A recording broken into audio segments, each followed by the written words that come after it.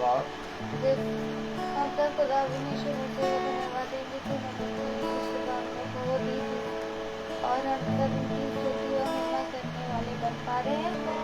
तो आइए हम सब प्रार्थना को चलते हैं।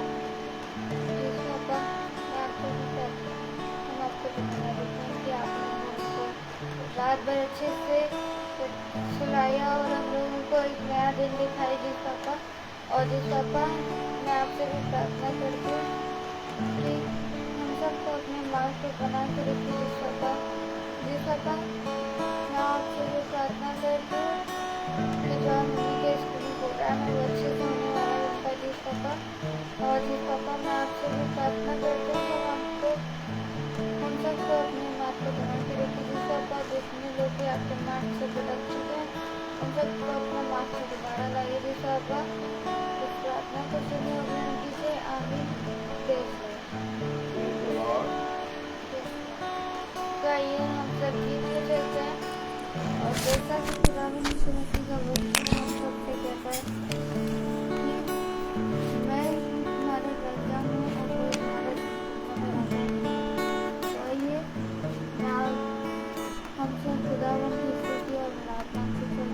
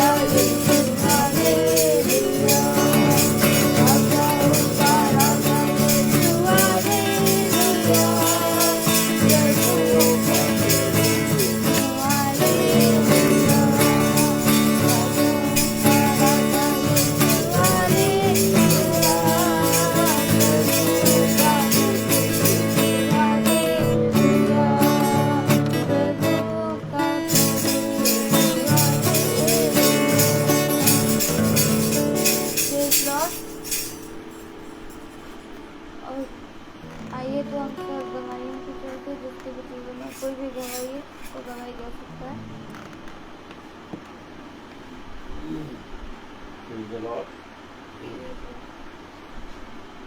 भाई हम लोग सब खुदावन यीशु मसीह के वचन पे चलते हैं जो खुदावन यीशु मसीह के दास हम सब के लिए लेकर आए हैं।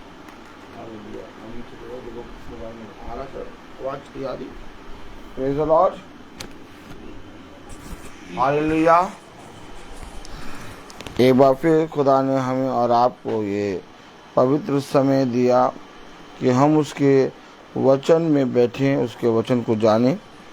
जैसा हम जानते हैं कि आज 20 तारीख है और आज प्रार्थना मैथ्यू आंटी के यहाँ होनी थी, लेकिन आज रबिका के स्कूल में एक फंक्शन है, वहाँ हमें जाना है और वो शाम का है। इसलिए आज शाम की प्रार्थना 5 बजे ना होके आज भोर में 5:10 पे प्रार्थना स्टार्ट हुई है। तो मेरे प्यारे भाई बहनों, हम खुदा को धन्यवाद देते हैं क्योंकि खुदा ने हम सबको अपने वचन को सुनने वाला मन और बुद्धि और समझ दी है। हम सबसे ज़्यादा आनंदित इस बात के लिए हैं कि खुदा ने हमें एक भय का आत्मा दिया है, कि खुदा ने हमें एक समझाने और खुदा ने हमें एक नील और भलाई और एक तरह से लोगों के विषय में प्रभु के वचन को बढ़ाने के लिए चिंता का, एक भय का और एक आनंद का आत्मा दिया है। ये चिंता जो लोगों के बीच में प्रभु के वचन को लोग जाने और बहुत आयत से लोग प्रभु के वचन को ग्रहण करें और बहुत आयत से खुदावन यीशु मसीह के नाम, जो कि एक उद्धारकर्ता यीशु मसीह इस पृथ्वी पर आया और उसने हमें जीवन के बारे में बताया और जीवन क्या है उसे जानना और उसमें बढ़ना बताया। और स्वर्ग और पृथ्वी में यदि कोई उद्धार करता है तो वो केवल यीशु मसीह है। और उसने अपने वचन में कहा है कि जीवन की बातें मेरे पास हैं, यदि कोई जीवन की इच्छा रखता है तो वो मेरे पास आए। तो मेरे प्यारे भाई बहनों, कितनी उत्तम बात कि पिता ने हमें हर समय तैयार रखा है। पिता ने कहा हर एक समय तैयार रहो, चौकन्ने रहो, कहीं तुम्हारे पास से जो अवसर पिता ने तुम्हें दिया चोर चुरा ना ले। और इसीलिए मेरे प्यारे भाई बहनों, पिता ने हमें वचन में भी समझाया है कि हर समय दिन प्रतिदिन एक दूसरे के साथ इकट्ठा होना ना छोड़ो, आपस में मेल मिलाप करो, प्रेम और भलाई के विषय में बढ़ते जाओ और एक दूसरे को पिता के वचन से समझाओ। देखो, मैं जीवन के अंत समय तक तुम्हारे साथ हूँ। तो मेरे प्यारे भाई बहनों, जब पिता ने हमें और आपको ये अवसर दिया तो बहुत तायत से हमें ये अवसर मिला है। इस अवसर को हम अपने जीवन से छूटने ना दें। हो सकता है हमारे जीवन में बहुत सी कठिनाइयाँ हो सकता है हमारे जीवन में परीक्षा हो सकता है हमारे जीवन में बहुत सी भरमाने वाली आत्माएं हों, लेकिन मेरे प्यारे भाई बहनों, खुदा ने कहा संधि ना करना और इधर उधर मत ताकना। मैं तुमसे सच कहता हूँ, यहोवा की ओर दृष्टि कर, तब तू कभी निराश ना होगा। मैं तुझसे सच कहता हूँ कि मैं तेरा बल हूँ, मैं तेरी बुद्धि हूँ और मैं तेरा जीवन हूँ। और मेरे प्यारे भाई बहनों, आज भोर की इस सुबह में खुदा ने हमें अपने वचन को एक बार फिर से दिया है। इसके लिए हम पिता को धन्यवाद करें। हम गवाहियाँ बोलते हैं, हम मार्ग पर चलते हैं। मैं आपको बताना चाहता हूँ, कल जब मैं जा रहा था मार्ग पर तो अचानक से मैं चल ही रहा था, अचानक से एक कार मेरे सामने आ गई। लेकिन खुदा की दया से जब मैंने ब्रेक मारा तो मुझे ऐसा लगा कि अब ये गाड़ी मेरी उस कार में लड़ जाएगी। लेकिन खुदा की दया से जब वो गाड़ी मेरी निकल गई तो मैंने अपने जीवन में ये देखा और उस समय मैंने ये देखा कि मेरी गाड़ी उस कार से बिना कुछ टकराए पार हो गई। Praise the Lord. और मैं बहुत अचंभित हुआ और मैंने ब्रेक मारी थी, लेकिन खुदा की दया से वो ब्रेक जब मैंने मारी तो मेरी गाड़ी जो है थोड़ी धीमे हो गई और बहुत धीमे हो गई और वो कार मेरे सामने थी। मुझे ऐसा लगा कि अब लग रहा है लड़ेगी, क्योंकि वो कार एकदम से तेज़ी से मेरे सामने लेके आया था। लेकिन खुदा की दया से मेरी गाड़ी निकल गई और मैंने अपने खुदा को धन्यवाद दिया। देखिए, हम जानते हैं कि गाड़ी में ब्रेक है, हम जानते हैं कि सड़कों पे गाड़ियाँ चलती हैं, लेकिन हम एक चीज़ जानते हैं कि खुदा का वचन कहता है, मैं तेरे घर के बाहर जाने और भीतर आने में तेरी सहायता करूँगा। आमीन। और हम ये भी बात जानते हैं, गाड़ी की ब्रेकें, गाड़ी को चलाने वाला, उसकी बुद्धि सब जाती रहती है, लेकिन जब तक तेरी रक्षा खुदा यहोवा ना करे तब तक तेरी रक्षा हो नहीं सकती। और हमने देखा कि किस तरह से हमारे खुदा ने हमारी रक्षा की, और केवल की नहीं बल्कि रोज़ वो करता है। ये ज़रूरी नहीं कि जब कोई गाड़ी सामने आए, जब कोई हादसा हो तभी आपकी रक्षा हो रही है। आप बहुत तायत से अपने घर से बाहर जाते और भीतर आकर जब अपने घर में आते हैं तो खुदा आपकी रक्षा करते हुए आपको लेके आता है। ये हमारे खुदा ने हमें बातें समझाई हैं, हमें सिखाई हैं, क्योंकि पिता का बलवंत दाहिना हाथ सदा हमारी रक्षा करता है। इसलिए मेरे प्यारे भाई बहनों, अपने जीवन में हर समय पिता के वचन में बने रहो, उसके निकट बने रहो, उसके वचन को सुनने के लिए सदा तत्पर रहो और उसके वचन में सदा स्थिर रहो, क्योंकि ऐसा करने से ही तेरे मार्ग कुशल होंगे और तू बहुत आयत से फलेगा फूलेगा, और जितने कामों में तू हाथ लगाएगा वो सारे काम आशीष का कारण बनेंगे। देख, मैं तुझसे फिर कहता हूँ, अपनी समझ का सहारा ना लेना, बल्कि संपूर्ण मन से यहोवा पे भरोसा करना, क्योंकि ऐसा ही करने से तेरे सारे काम सफल होंगे। तो मेरे प्यारे भाई बहनों, खुदा ने हमें और आपको एक बार फिर से ये वचन, ये पवित्र समय दिया। तो आइए हम सब वचन को आदर और महिमा देने के लिए अपने स्थानों पर खड़े होंगे और हम निकालेंगे इब्रानियों, प्रेज़ द लॉर्ड, उसका 10वां अध्याय। हालेलुया। इब्रानियों उसका 10वां अध्याय हम निकालेंगे।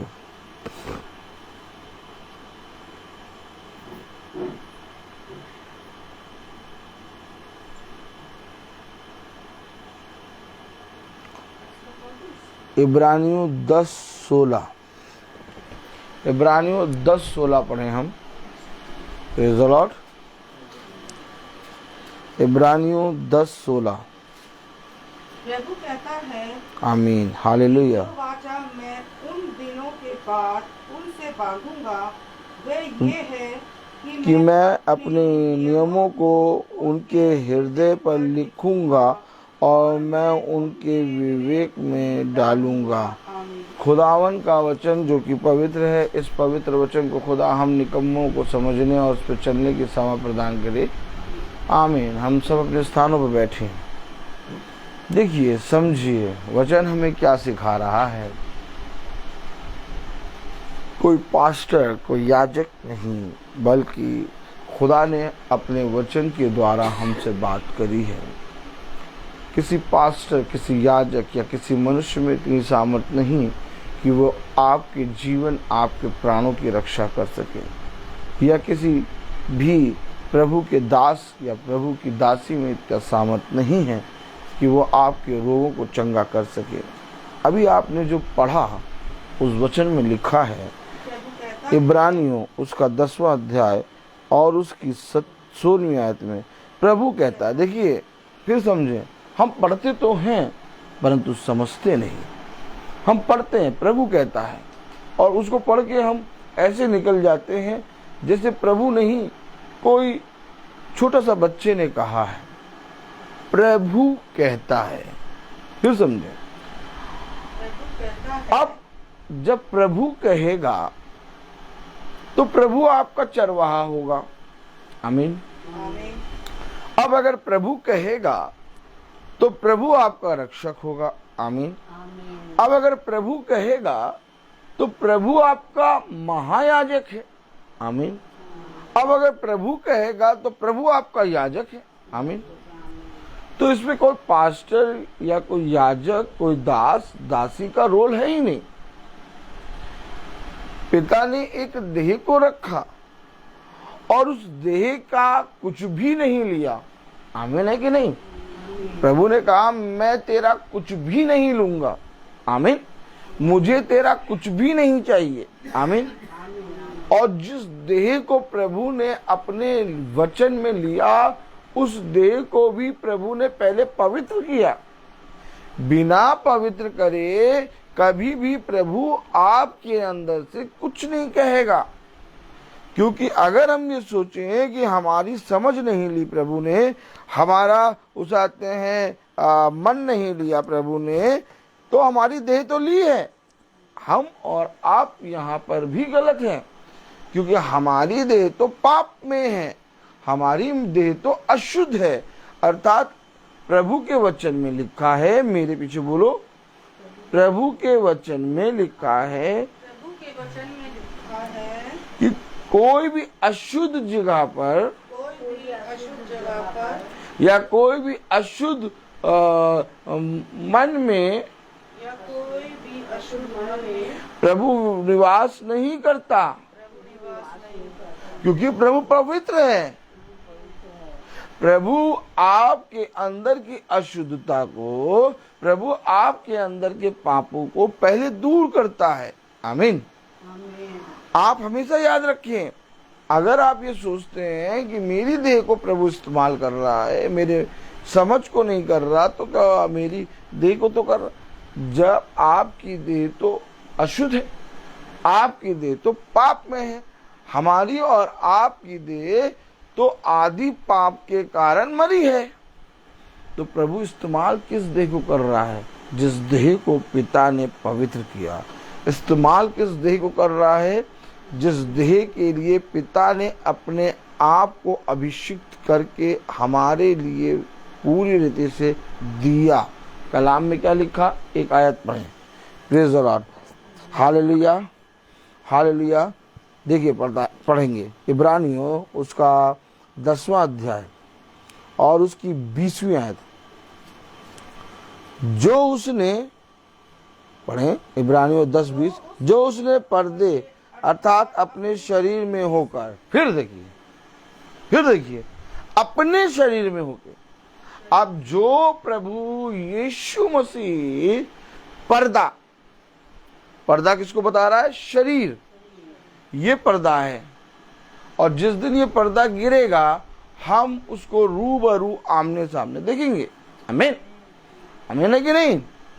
तो मेरे प्यारे भाई बहनों, इससे पहले कि पिता मेरी देह को ले, इससे पहले कि प्रभु कहता है ये शब्द मेरे मुंह से निकले, मेरी देह का पर्दा जो पड़ा हुआ है पाप के कारण, प्रभु से जो मैं दूर हूं, इस पर्दे को प्रभु ऊपर से फाड़ता है। आमीन। कहां से फाड़ता है? ऊपर से फाड़ता है और पूरी रीति से हमें पवित्र करता है। आमीन। देखिए कलाम में क्या लिखा? 20वीं आयत। जो उसने पर्दे अर्थात अपने शरीर में से होकर, अर्थात पर्दा अर्थात शरीर। अब इस शरीर के पर्दे को हटाने के लिए जितना परिश्रम खुदावन यीशु मसीह ने किया है, उतना किसी ने नहीं किया। तो समझे, हमने कभी इस पर्दे को हटाना ही नहीं चाहा, अर्थात हमने कभी भी इस शरीर की बातों को अपने जीवन से दूर ही नहीं करना चाहा। लेकिन पिता ने इस पर्दे को ऊपर से फाड़ दिया। मंदिर का पर्दा खुदा ने नीचे से नहीं, ऊपर से फाड़ा। आमीन।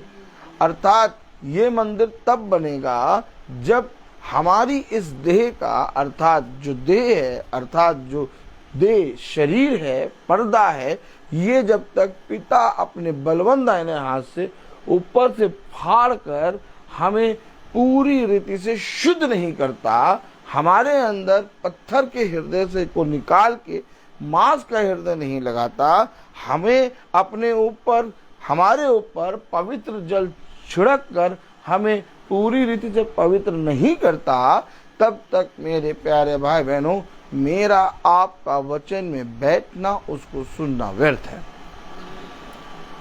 अच्छा, ये काम खुदावन यीशु मसीह कर रहा है, तो मेरी देह तो कब का मर गई और मेरी इस देह को जो पिता ने लिया है, अब ये मेरी नहीं है।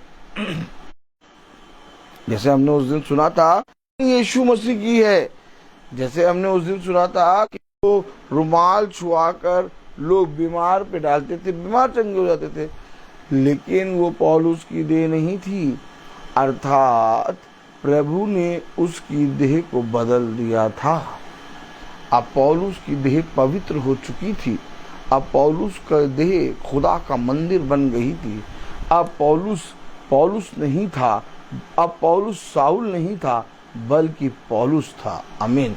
तो मेरे प्यारे भाई बहनों, जिस तरह से पिता कहता है कि तुम्हारी पार्थिव देह को मैं स्वर्गीय देह में बदल दूंगा, ठीक इसी रीति से बातों को ग्रहण करें।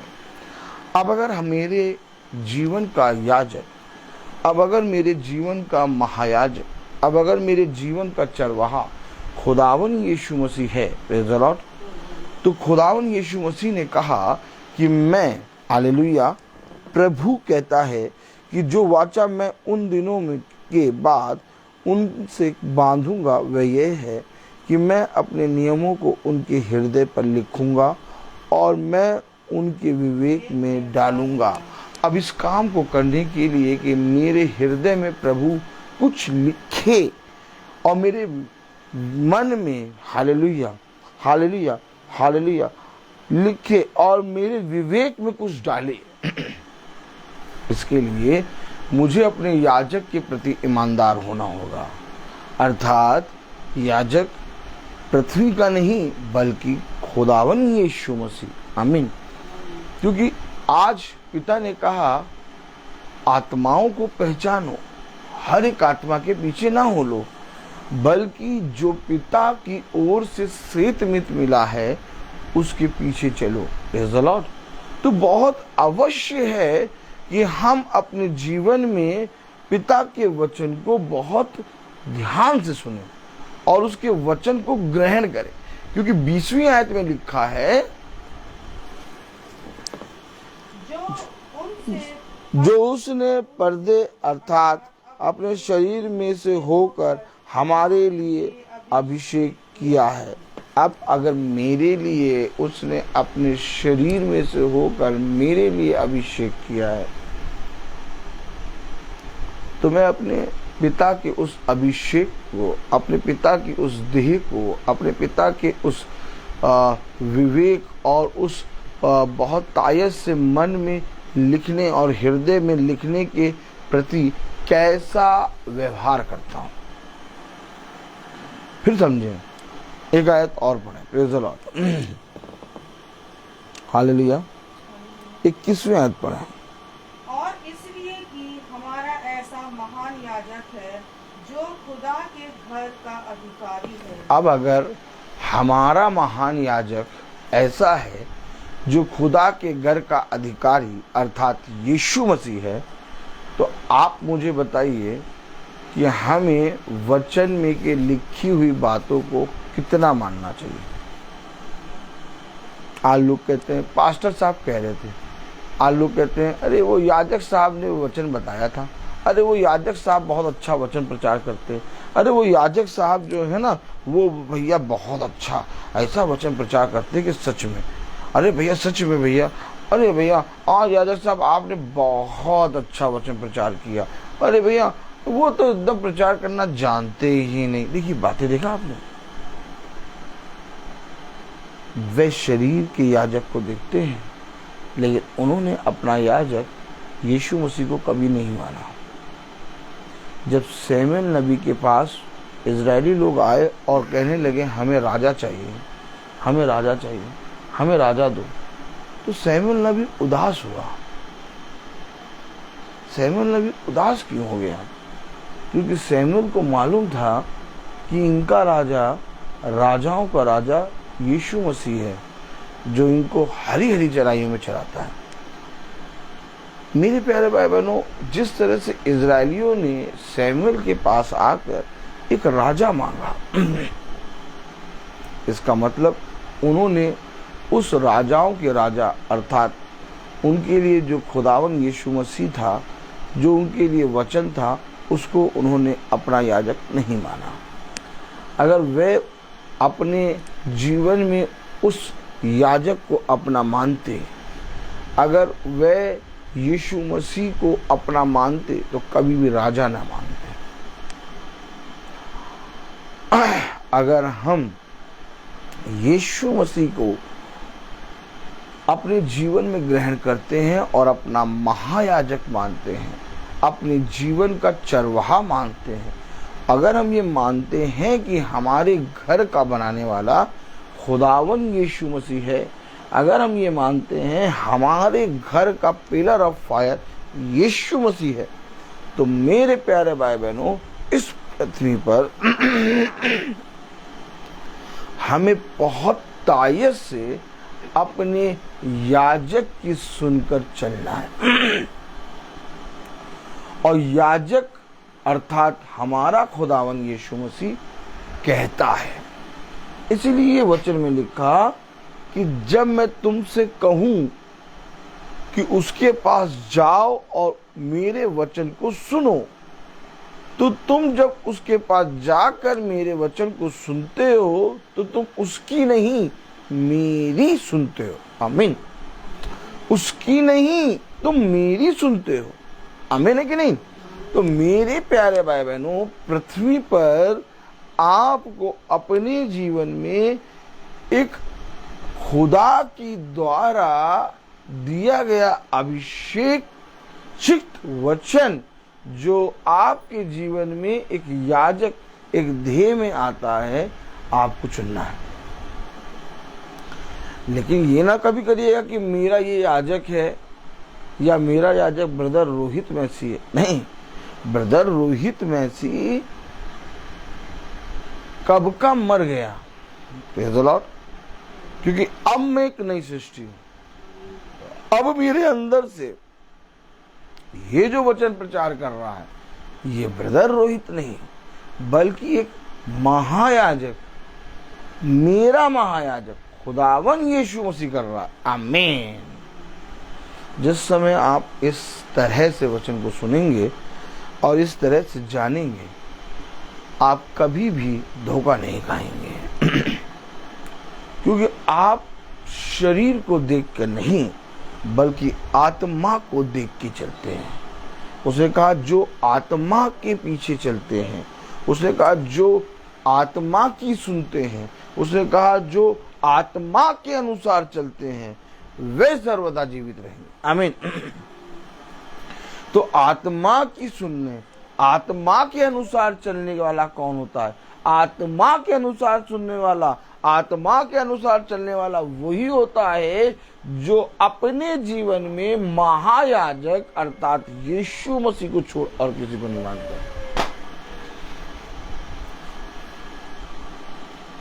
आज अगर आप ब्रदर रोहित के शरीर को देखकर ब्रदर रोहित को याजक मानते हैं, तो आप और मैं दोनों गलत हैं। क्योंकि कोई इस पृथ्वी पर पिता के वचन को प्रचार नहीं कर सकता। ये पिता ने एक पदवी दी है, लेकिन ये पदवी पिता ने जो दी है, ये पिता की ही है। आमीन। किसी मनुष्य की पदवी नहीं हो सकती।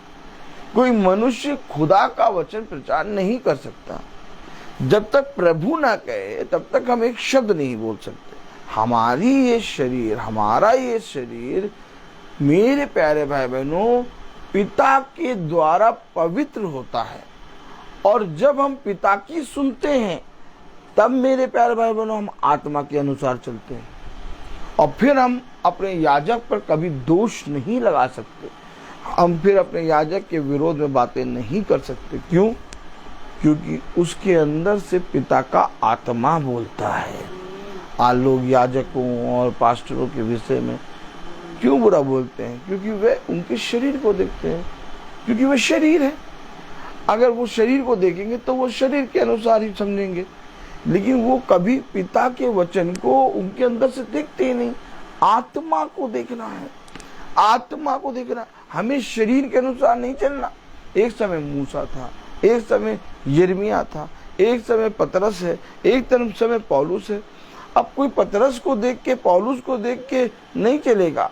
उनके अंदर जो आत्मा आया, जिसने उनको नया किया, उस आत्मा के अनुसार अगर हम बाइबल में चलेंगे, क्योंकि एक आत्मा है जो पृथ्वी पर, बेडोल पृथ्वी पर मंडराता था, और उस आत्मा का शब्द आदन की वाटिका में दिन के ठंडे समय में घूमता था। वही शब्द उत्पत्ति से मलाकी, और वही शब्द मती से प्रकाशित वाक्य तक चला है। देह बदली, देह बदलती गई। अब देह टाइम टाइम पे बदल रही है। अब किसी ने पकड़ लिया मूसा को, किसी ने पकड़ लिया मरियम को, किसी ने पकड़ लिया पौलुस को। कोई कह रहा मैं संत पीटर का भक्त हूं। अगर ऐसे करोगे तो मेरे प्यारे भाई बहनों, आप शरीर के अनुसार मारे जाओगे। एक आत्मा, ओनली वन, खुदावन यीशु मसीह। और उस आत्मा का ये सामर्थ्य है कि जैसे वो उस समय देहों में आता था, वैसे आज भी वो देह के अंदर आके बात करता है। और देह के अंदर तब आएगा जब आपकी देह पवित्र होगी। लोगों को पास वचन नहीं रहता प्रचार करने का, क्योंकि उनके पास देह में अपनी पवित्रता के विषय में वो कभी नहीं सोचते। अच्छा, हम लाख कर लें लेकिन तब भी हम पवित्र नहीं हो सकते। देह पवित्र कैसे होती है? खुदा के वचन में बने रहने से। जब तक आप बने नहीं रहेंगे, जब तक आप इकट्ठा नहीं होंगे, जब तक आप एक दूसरे को सुझाव नहीं देंगे, जब तक आप पिता के वचन को बढ़ाने में और उसके वचन को में प्रेम और भलाई को लोगों के बीच में रखने की चिंता नहीं करेंगे, ये चिंता नहीं है बल्कि आनंद है, तब तक आप पिता के वचन में कभी भी पवित्र नहीं हो सकते। आप लाख बाइबल पढ़ लें, आप लाख सुबह उठ के नहा के भोर में प्रार्थना कर लें, आप लाख अगरबत्ती जला लें, लाख फूल चढ़ा दें, लाख आप चढ़ावा चढ़ा दें, लाख अपने पूरे जीवन की धन संपत्ति आप भवन में दे दें, लेकिन तब भी आप पिता के वचन में पवित्र नहीं हो सकते। केवल पवित्रीकरण का एक ही तरीका है और वो तरीका ये है बने रहो, जुड़े रहो, इकट्ठा होना ना छोड़ो, एक दूसरे के साथ संगति करो, पिता के वचन को हर समय स्मरण रखो। जिसने ये कर लिया और जिसने इसके प्रति अपने आप को ईमानदार बना दिया, जिसने ये बात समझ ली कि मेरे जीवन में पिता के वचन को छोड़ और कुछ नहीं, वो पूरी रीति से पवित्र हो चुका। ऐसा नहीं कि उसके अंदर क्रोध नहीं आएगा, इसका ऐसा मतलब नहीं है कि वो कभी भयभीत नहीं होगा, ऐसा नहीं है कि वो उसाते हैं कभी विचलित नहीं होगा, विचलित भी होगा, भयभीत भी होगा, क्रोध भी आएगा लेकिन सेकेंडों में क्या सेकेंडों में क्रोध गायब होगा, सेकेंडों में भयभीत होना निकल जाएगा, सेकेंडों में वो विचलित होना छोड़ देगा, बना नहीं रहेगा उसमें। क्यों? क्योंकि पवित्र अर्थात पाप तो आता है लेकिन अंदर जो है ना वो उसकी ऐसी धुनाई करता है कि वो तुरंत बाहर भागता है। यही है पवित्रीकरण। आप ये ना सोचें कि भैया मैं तो पाप बुरा बोलता हूँ, नहीं, बुरा बोलेंगे आप कभी कभी किसी के बारे में बुरा भी बोल सकते हैं, आप क्रोध भी कर सकते हैं, आप दोष भी लगा सकते हैं, सब कुछ आप करेंगे क्योंकि जब तक इस देह में है इसका होना निश्चय है। लेकिन ये देह पवित्र हो चुकी, इसका प्रमाण ये है कि मैं उन पापों में बना नहीं रहता। मुझसे पाप हो तो जाता है लेकिन उस पाप में मैं बना नहीं रहता और मैं उस पाप की क्षमा पिता से तुरंत मांग लेता हूं। अर्थात मैं समझ जाता हूं कि मैंने पाप कर दिया और पिता ने मुझे क्षमा कर दिया। यही पवित्रीकरण है। और मनुष्य के लिए कोई पास्टर, कोई याजक नहीं, बल्कि 21वीं आयत में लिखा है, इब्रानियों 10:21 में लिखा है, प्रेज़ द लॉर्ड, इब्रानियों 10:21 में क्या लिखा है, प्रेज़ द लॉर्ड, और इसलिए कि हमारा ऐसा महान याजक है। अब हमारा महान याजक ऐसा महान याजक है लेकिन उसको नहीं देख रहे। कह रहा और इसलिए कि हमारा ऐसा महान याजक है जो खुदा के घर का अधिकारी है। अब आप बताइए, खुदा के घर का अधिकारी, उसे कहा ये मेरा घर है, मैं इसके अंदर वास करूंगा। आमीन। उसे कहा ये मेरा घर है, मैं तुम में और तुम मुझ में वास करोगे। ये घर, अब इस घर का अधिकारी महान याजक है। ओ माय गॉड, आप समझ रहे हैं, बहुत दूर तक जा रहा वचन। इस घर का अधिकारी महान याजक है। अब इस घर का अधिकारी महान याजक है, इसके लिए ये अवश्य कि मैं अधिकारी की सुनूं। अगर मैं अधिकारी की सुन ही नहीं रहा तो इस घर का महान याजक वो अधिकारी नहीं है। लेकिन अगर मैं अधिकारी की सुनता और अधिकारी के अनुसार भय के साथ वचन में महासभा में समय पर आता, अगर मैं अधिकारी के आने से पहले भवन में पहुंचता, अगर मैं अपने जीवन में पिता का भय मानता, अगर मैं अपने जीवन में पिता अर्थात उस अधिकारी का जो इस घर का अधिकारी है, महान याजक, अगर मैं उस अधिकारी की सुनता, तो मेरे प्यारे भाई बहनों, मैं यीशु मसीह को अपना चरवाहा मानता। आज लोग कहते तो यीशु मसीह में यहोवा चरवाहा मेरा, गाना सुनो, कोई गति मुझे नहीं है, यहोवा चरवाहा मेरा। अरे इस घर का अधिकारी कौन है? इस घर का अधिकारी अगर मैं हूं तो मैं अपनी सुनूंगा। मुझे दर्द हो रहा है, मैं नहीं जा पाऊंगा, आज मैं नहीं पहुंच पाऊंगा, अरे मैं कैसे पहुंचूंगा, अरे मैं आज महासभा नहीं सुन पाया, अरे मैं उठाते हैं सुबह 5 बजे। ये तो एकदम मतलब इनका दिमाग तो पता नहीं कहाँ 7वें आसमान में पहुंच चुका है लग रहा है। सुबह 5 बजे प्रार्थना करेंगे। देखो, अरे 5 बजे शाम को प्रार्थना होती है, ये सुबह 5 बजे प्रार्थना करेंगे। सच में बावले हो गए, कुछ बड़े वाले बावले हो गए। सुबह 5 बजे करने तो इनको अकेले ही करेंगे। देखा, ये मैं बोल रहा हूं। लेकिन अगर अधिकारी बोलेगा तो अधिकारी कैसे बोलेगा? रोहित तू कहाँ है? प्रभु मैं यहां हूं, मेरी सुन। ठीक है, अगर 5 बजे शाम को तेरे पास तुझे कहीं जाना है तो सुबह 5 बजे कर देगा। ओके प्रभु, ये तो और अच्छा होगा, क्योंकि तू अपने पिता को प्रथम फल दे दे, प्रथम स्थान देगा। प्रथम स्थान तो हम लोग हमेशा देते हैं, लेकिन प्रार्थना करके तू ये दिखाएगा कि देख पिता का भय कैसे माना जाता है। देख, अधिकारी हमें ये बातें सिखाता है। मेरे मन में कैसे आया कि मैं सुबह 5 बजे प्रार्थना कर दूं? मेरे मन में कैसे आया कि जब मैं शाम को मैं कहीं जा रहा हूं, मुझे नहीं समय मिलेगा? समय मिलेगा हमेशा, ऐसा नहीं, लेकिन आप सब जानते हैं कि हम कहीं जा रहे हैं, तो हमारे मन में ये कैसे आ गया कि हम सुबह प्रार्थना कर दें? अधिकारी ने बताया। अधिकारी हमें सारी बातों को समझाता है।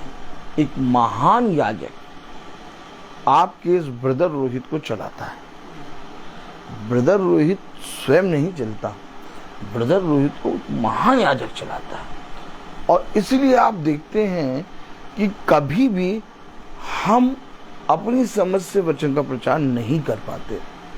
और मैं हमेशा इस बात पर घमंड करता हूँ, और मैं पिता से हमेशा मांगता हूँ कि पिता, जब तक इस पृथ्वी पर हूँ, मैं अपनी समझ से कभी भी प्रचार ना करूँ, क्योंकि मुझे बहुत आनंद आता है। इस समय भी पिता ने इतनी बातें खोल दी हैं कि अगर प्रचार करा जाए तो हम लोग का समय पूरा चला जाएगा। लेकिन हम सब जानते हैं पिता ने जो हमें दिया वो उत्तम है, और इतना ज्यादा देता है कि बटोर नहीं पाते। आमीन। क्योंकि मेरे प्यारे भाई बहनों, हमारा महान याजक यीशु मसीह है। हमारा महान याजक कोई मनुष्य नहीं है। और झुंड की पहचान ये होती है कि झुंड एक शब्द के पीछे चलता है। आमीन। झुंड कभी भी शरीर के पीछे नहीं चलता। हमेशा याद रखिए, शरीर के पीछे भीड़ चलती है, शरीर के पीछे भीड़ चलती है, लेकिन शब्द के पीछे झुंड चलता है। और जिस दिन आप शब्द को अपना महान याजक मान लेंगे, आप एक झुंड में बहुत तायत से चलने पाए, और उसका सबसे बड़ा रिजल्ट ये होगा कि जिस शब्द को सुन के पूरा झुंड चल रहा है, वो शब्द झुंड के एक एक जने को अपनी सामर्थ्य से भर देगा, एक एक जने को अपने अनुग्रह से भर देगा, एक एक जने को एक बड़ा और बहुत सामर्थी योद्धा बना देगा। क्यों? क्योंकि वो शरीर के अनुसार नहीं चल रहे, वो शब्द के अनुसार चल रहे हैं, और शब्द आत्मा है। अब जब आप आत्मा के अनुसार चलेंगे तो आप सर्वदा जीवित रहेंगे। आप उस शब्द के पीछे चलने के कारण आप मनुष्यों के शब्दों से विचलित नहीं होंगे, आप पर मनुष्यों के शब्दों का कुछ भी प्रभाव नहीं पड़ेगा, क्योंकि आप ऑलरेडी एक प्रभावशाली शब्द के अंदर हैं, आप ऑलरेडी एक शब्द की सुन रहे हैं। इसलिए अब हमें मनुष्यों के शब्द से हमारा मन विचलित नहीं होता, इसलिए अब हम मनुष्यों की नहीं सुनते, इसलिए अब हम मनुष्यों के शब्दों और उनके समझ और उनके विषय में नहीं सोचते, क्योंकि ऑलरेडी हमारे पास एक शब्द है, और झुंड अर्थात भेड़ अपने शब्द को पहचानती है और उसके पीछे पीछे चलती है। अच्छा, ऐसा नहीं, झुंड में जब भेड़ चल रही है, शब्द को पहचान रही है, तो एक भेड़ है, एक बकरी है, एक भेड़िया है, ऐसा नहीं, सब की सब भेड़ होंगी। अब उसमें कोई छोटा बड़ा या मोटा या हैवी या बलशाली या ज्यादा धनी कोई नहीं, सब भेड़। उसे कहा मेरी भेड़ें, अर्थात ऐसा कह के पिता ने ये दर्शा दिया कि जो शब्द को सुनकर चलता वह सब एक समान है। इसलिए ब्रदर रोहित कहते हैं कि ब्रदर रोहित आपके बीच में कोई बड़ी या कोई ऊंची पोस्ट नहीं है, ब्रदर रोहित आप में सबसे छोटे हैं, क्योंकि हम सब भेड़ हैं, हम सब भेड़ हैं, और शब्द अर्थात यीशु मसीह हमारे आगे है। और इस तरह से हम सब अपने पिता की संतान कहलाते हैं। आप मुझे बताइए, अगर हम अपने पिता के पुत्र हैं तो हम अपने पिता के पुत्र हैं ना। अब उसमें छोटा बड़ा नहीं करना है, नहीं ये भैया कुछ अच्छी किस्म के पुत्र हैं, नहीं भैया ये कुछ छोटे किस्म के पुत्र, ऐसा नहीं है, ये चीज नहीं हो सकती। नहीं भैया ये वचन में प्रचार करते हैं और ये प्रतिदिन घर घर जाते हैं, इनकी सेवा ज्यादा बड़ी, नहीं ऐसा भी नहीं है, ये हमारी सोच है। आप घर में बैठ के पिता के पवित्र वचन को ईमानदारी से सुने, आप हो सकता है ब्रदर रोहित से भी ज्यादा सामर्थ्यकारी हो जाए। क्यों? ये पिता का वचन है। पिता ने कहा जिसको मैंने भोर में मजदूरी करने को बुलाया और जिसको मैंने आधे घंटे पहले मजदूरी करने के लिए लगाया, मैंने उनको एक समान रकम दी।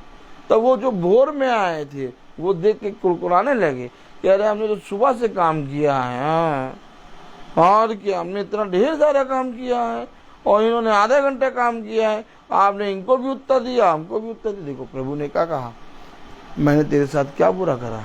क्या मैंने जितना तेरे से ठहराया था उतना तुझे उठाते हैं तेरी मजदूरी नहीं दी? फिर समझे, मैं 16 साल से चल रहा हूँ, मैं 20 साल से चल रहा हूँ, मैं 40 साल से चल रहा हूँ, मैं 50 साल से चल रहा हूँ, मैं ज़्यादा प्रचार करता हूँ, मैं घर घर जाता हूँ, मैं ये करता हूँ, ये सब प्रभु के वचन के सामने, ये शब्द के सामने नहीं चलता।